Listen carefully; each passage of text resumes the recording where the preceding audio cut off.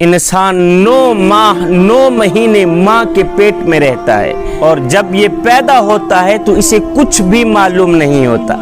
انسان تو 9 مہینے ماں کے پیٹ میں رہتا ہے، جبکہ مرغی کا بچہ کم دنوں ماں کے پیٹ میں رہتا ہے، تھوڑے دن انڈے میں رہتا ہے۔ مرغی کا بچہ کم دنوں میں پیدا ہوتے ہی انڈے سے باہر نکلتے ہی دانا چگنے لگ جاتا ہے۔ اسے پتا ہوتا ہے کہ میں نے کیا کھانا ہے کیا نہیں کھانا، کیا پینا ہے کیا نہیں پینا۔ دانا چگنے کا طریقہ یہ نہ ماں سے پوچھتا ہے نہ ہی باپ سے پوچھتا ہے، نہ ماں سکھاتی ہے نہ ہی باپ سکھاتا ہے، اور نہ ہی اسے پوچھنے کی ضرورت ہوتی ہے کہ کون سی چیز میرے فائدے مند ہے اور کون سی چیز میرے لیے نقصان ہے۔ مجھے بتاؤ تو صحیح، یہ میرے کریم رب کی قدرت کا کرشمہ نہیں ہے تو اور کیا ہے؟ اور اگر میں چوہے کی بات کروں، چوہا ماں کے پیٹ سے باہر نکلا، پہلا دن ہے، ماں کے پیٹ سے باہر نکلا، جب اسے بلی نظر آئی، بلی کو دیکھتے ہی یہ چوہے کا بچہ الٹے پاؤں واپس دوڑا۔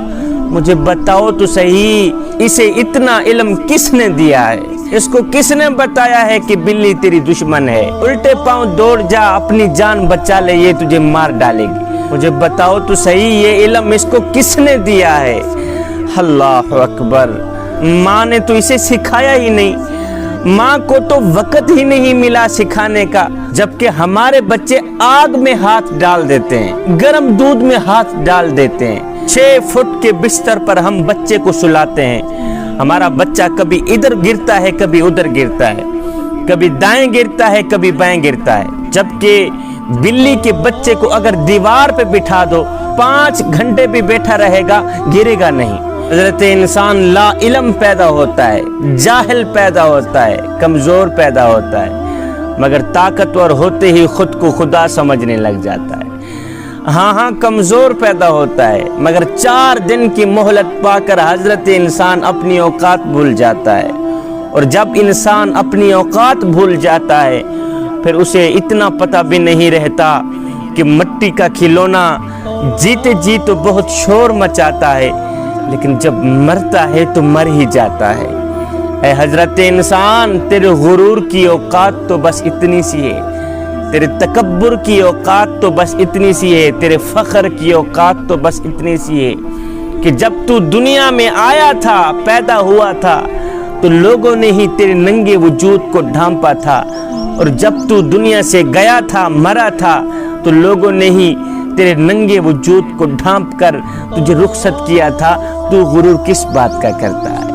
حضرت انسان لا علم پیدا ہوتا ہے، جاہل پیدا ہوتا ہے، جبکہ باقی ساری مخلوق علم لے کے آتی ہے، وہ ماں کے پیٹ سے ہی سیکھ کر آتی ہے۔ مجھے بتاؤ تو صحیح، یہ میرے کریم رب کی قدرت کا کرشمہ نہیں ہے تو اور کیا ہے؟ میرا اللہ فرماتا ہے، اے میرے بندے، اگر میں سمندر کے سارے پانی کو میٹھا کر دیتا تو میٹھا پانی بدبودار ہو جاتا ہے، اور بدبودار چیز میں گندگی پیدا ہو جاتی ہے، اور جب یہ گندگی پھیلتی ہے تو یہ بدبودار چیز پورے جہان کو بدبودار بنا دیتی ہے، پورے جہان کو گندا بنا دیتی ہے۔ مجھے بتاؤ، تھوڑا سا پانی بدبودار ہوتا ہے تو ساتھ میں گزرنا دشوار ہو جاتا ہے، مشکل بن جاتا ہے، اور اگر ساتوں سمندر کا پانی بدبودار ہو جاتا پھر میرے خیال میں تو یہی عذاب ہمارے لیے کافی ہو جاتا۔ لیکن سنو، میرے اللہ نے تمہارے لیے پانی کو کڑوا کر دیا، پانی میں نمک ڈال دیا ہے تاکہ تمہیں کسی قسم کی تکلیف نہ پہنچے۔ جس طرح میرے اللہ نے پانی کو پاک و شفاف بنایا، اسی طرح میرے اللہ نے ہمارے دل کو بھی پاک و شفاف بنایا تھا، ہمارے دل کو بھی پاک بنایا تھا، صاف بنایا تھا۔ آج پانی تو صاف و شفاف رہ گیا، لیکن ہمارے دل گندے ہو گئے، ہمارے دل ناپاک ہو گئے، ہمارے دلوں میں گندگی بیٹھ گئی، ہمارے دل میلے ہو گئے، کچیلے ہو گئے۔ اب ان گناہوں کی گندگی میں ڈوبے دلوں کو صاف کرنے کے لیے میرے کریم آقا نے ایک طریقہ بھی بتایا ہے۔ صحابہ نے عرض کی، یا رسول اللہ، جب برتن میلے ہوتے ہیں تو ہم برتنوں کو تو صاف کر لیتے ہیں، اور جب دل میلے ہو جاتے ہیں اپنے میلے کچیلے دلوں کو صاف کیسے کریں؟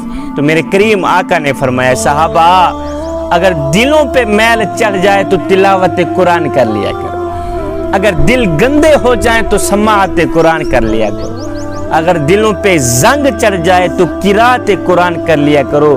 فرمایا صحابہ تم کہتے ہو برتنوں تک ہاتھ پہنچ جاتا ہے، دلوں تک ہاتھ نہیں جاتا، دل کیسے صاف کریں؟ فرمایا میری امت قرآن کی طاقت کو سمجھ جاؤ، قرآن کی قوت کو سمجھ جاؤ۔ فرمایا جس جگہ مومن کا ہاتھ نہ پہنچے وہاں میں محمد کا قرآن پہنچ جاتا ہے۔ اللہ اکبر۔ دلوں کو پاک کرنے کے لیے، دلوں کو صاف و شفاف کرنے کے لیے راتوں کی تاریکیوں میں اٹھ اٹھ کے قرآن پڑھا کرو۔ اگر تم چاہتے ہو تمہارے دل ایک بار پھر پاک ہو جائیں، شفاف ہو جائیں، صاف ہو جائیں، تو پھر راتوں کی تاریکیوں میں اٹھ اٹھ کے قرآن پڑھا کرو اور قرآن پڑھتے وقت رویا کرو۔ اگر ہو سکے تو آنکھوں میں سے آنسو بھی بہا لیا کرو، اگر رونا نہ بھی آئے تو رونے کی کوشش کر لیا کرو۔ حضرت داتا علی حجویری سے پوچھا گیا حضرت اگر رونے کی کوشش کریں پھر بھی رونا نہ آئے تو کیا کریں؟ آپ نے فرمایا پھر اپنے مقدر پہ رویا کریں۔ اتنے سنگ دل ہو گئے ہو کہ آنکھیں آنسو بہانا بھی چھوڑ گئیں۔ اللہ تعالیٰ نے ہمیں کن کن نعمتوں سے نہیں نوازا، یہ پھل ہم سے کہہ رہے ہیں مجھے دیکھ اللہ نے مجھے تیرے لیے بنایا ہے اور تجھے اپنے لیے بنایا ہے۔ ارے بدبخت تو مجھے کھا کر اپنا سر سجدے میں تو رکھ دے، 2 وقت کا چارہ کھا کر 1 ٹائم کا پانی پی کر گائے دودھ دینے کو تیار ہو جاتی ہے، مگر دن رات اس کریم رب کا رزق کھا کر اس کی نافرمانی کرتے ہوئے تجھے شرم نہیں آتی؟ اور نادان پھر تجھ سے بہتر تو وہی کمیاروں کا کھوتا نکلا۔ اگر مالک کھوتے کو چارہ نہ ڈالے تو کھوتا پورا دن باہر سے چر کر آتا ہے، شام کو نوکری مالک کی کرتا ہے۔ اور نادان کتنا بے وقوف ہے تو، کتنا نادان ہے تو کہ تو کھاتا بھی مالک کا ہے، نافرمانی بھی مالک کی کرتا ہے۔ جب تو اس کی نافرمانی کرتا ہے، ناشکری کرتا ہے، تو پھر اس کا دیا رزق تو کیوں کھاتا ہے؟ جب تو اس کا شکر ادا نہیں کر سکتا، جب تو اسے ایک سجدہ بھی نہیں کر سکتا، تو پھر اس کا دیا رزق تو کیوں کھاتا ہے؟ ایک بزرگ کی آنکھوں کا آپریشن ہوا نا، تو ڈاکٹر نے اسے کچھ دنوں کے لیے سجدہ کرنے سے روکا، نماز پڑھنے سے روکا۔ اب اس بزرگ نے کیا کیا؟ کھانا پینا ہی بند کر دیا۔ گھر والوں نے پوچھا بابا جی ڈاکٹر نے تو آپ کو سجدہ کرنے سے روکا تھا، کھانا کھانے سے تو نہیں روکا تھا، اور کھانا کھانے سے تو نہیں روکا تھا۔ بزرگ رو کر کہتا ہے بیٹے جس مالک کو سجدہ نہ کر سکوں اس کا رزق کھاتے ہوئے مجھے شرم آتی ہے۔ میں اس کا رزق کیسے کھاؤں جس کو سجدہ بھی نہیں کر سکتا، جس کا شکریہ ادا بھی نہیں کر سکتا؟ اور نادانو سوچو تو صحیح، یہ کان جو گوشت کا لوتھڑا ہے یہ سنتا کیسے ہے؟ یہ زبان جو گوشت کا لوتھڑا ہے یہ بولتا کیسے ہے؟ اس لوتھڑے میں سے آواز کس طرح نکلتی ہے؟ یہ آنکھ تو گوشت سے بنی ہوئی ہے، اس میں سے مختلف رنگ کیسے دکھائی دیتے ہیں؟ یہ گوشت سے بنایا گیا ہاتھ حرکت کیسے کرتا ہے؟ پتلی سی ٹانگ پر اتنا بھاری جسم کس طرح کھڑا ہے؟ اتنا مضبوطی سے کھڑا ہے کہ گرتا ہی نہیں ہے۔ اور جوانو خدا کے لیے ان نعمتوں کا شکریہ ادا کرو، لوٹ آؤ اللہ کی طرف جو تم سے پیار کرتا ہے، ہائے لوٹ آؤ اللہ کی طرف جو تم سے محبت کرتا ہے، لوٹ آؤ اس مالک کی چوکھٹ پر جو تم سے 1 ماہ سے نہیں 70 ماہوں سے بھی زیادہ محبت کرنے والا ہے۔ ایک حدیث میں آتا ہے میرے بندو تم جس سے محبت کرتے ہو اس کی محبت بھی فانی، اس کا محبوب بھی فانی، اور جو اللہ سے محبت کرتا ہے اس کی محبت بھی باقی، اس کا محبوب بھی باقی۔ جوانو جو چیز اللہ کو پسند ہے وہ تمہیں بھی پسند ہونی چاہیے، اور جو چیز اللہ کو ناپسند ہے، جو چیز اس کے رسول کو ناپسند ہے وہ تجھے بھی ناپسند ہی ہونی چاہیے۔ تجھے اس چیز کے قریب نہیں جانا چاہیے کیونکہ یہ چیز اللہ اور اس کے رسول کی ناپسندیدہ چیز ہے۔ ہم ایک لمحے کے لیے اپنے اندر اتریں، ہم ایک لمحے کے لیے اپنے باطن پہ اتریں اور سوچیں کہ ہمارا کیا کیا حضور کو پسند ہے، ہمارا کیا کیا اللہ کو پسند ہے، کیا کیا اس کے رسول کو پسند ہے۔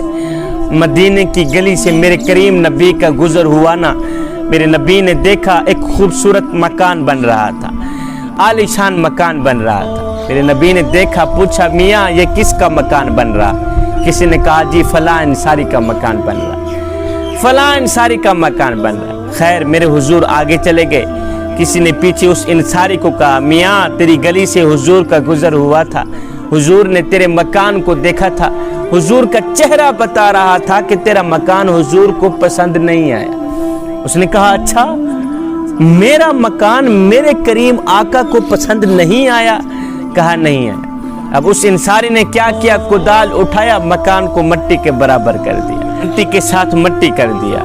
کچھ دنوں بعد اسی گلی سے پھر سے میرے کریم نبی کا گزر ہوا، میرے نبی نے دیکھا وہ عالی شان مکان مٹی کے ساتھ مٹی ہوا پڑا ہے، ملبہ پڑا ہے۔ میرے نبی نے دیکھا، پوچھا میاں کچھ دن پہلے اسی گلی سے میرا گزر ہوا، میں نے دیکھا ایک خوبصورت مکان بن رہا تھا، عالی شان مکان بن رہا تھا، اب تو وہ مٹی کے ساتھ مٹی ہوا پڑا ہے، مٹی کا ڈھیر پڑا ہے، اسے کس نے گرایا ہے؟ کسی نے کہا جی مکان مالک نے خود ہی گرایا ہے۔ میرے حضور علیہ السلام نے فرمایا اس انصاری کو میرے پاس بلاؤ، مکان مالک کو میرے سامنے لے آؤ۔ مکان مالک آ گیا، میرے حضور علیہ السلام نے پوچھا میاں تیرا خوبصورت مکان بن رہا تھا، عالی شان محل بن رہا تھا، اب کچھ دن بعد میرا یہاں سے گزر ہوا تو وہ عالی شان مکان مٹی کے ساتھ مٹی ہوا پڑا ہے، کس نے گرایا؟ اس نے کہا حضور میں نے خود ہی گرایا ہے اور اپنے ہاتھوں سے گرایا۔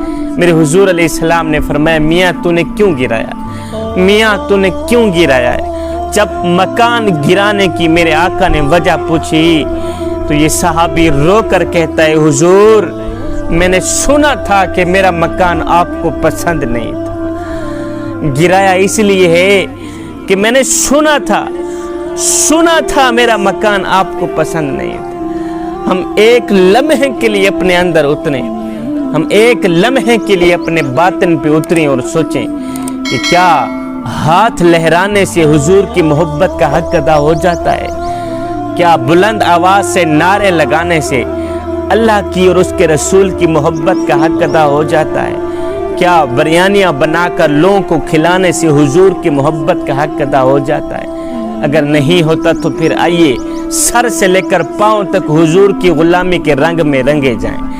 میرے حضرت فرماتے ہیں میاں یہ نہ ہو کہ کوئی تم سے پوچھے کہ تم کون ہوتے ہو اور تمہیں شناختی کارڈ دکھانا پڑے، دیکھو جی مذہب کے خانے میں اسلام لکھا ہے ہم لوگ مسلمان ہوتے ہیں۔